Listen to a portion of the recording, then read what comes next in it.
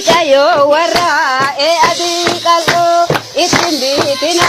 shinjini ballo shinjini bitu shawatani otodum tani garkita tani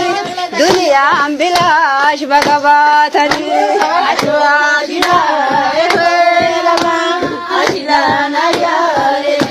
elama dunya ambilash ya morka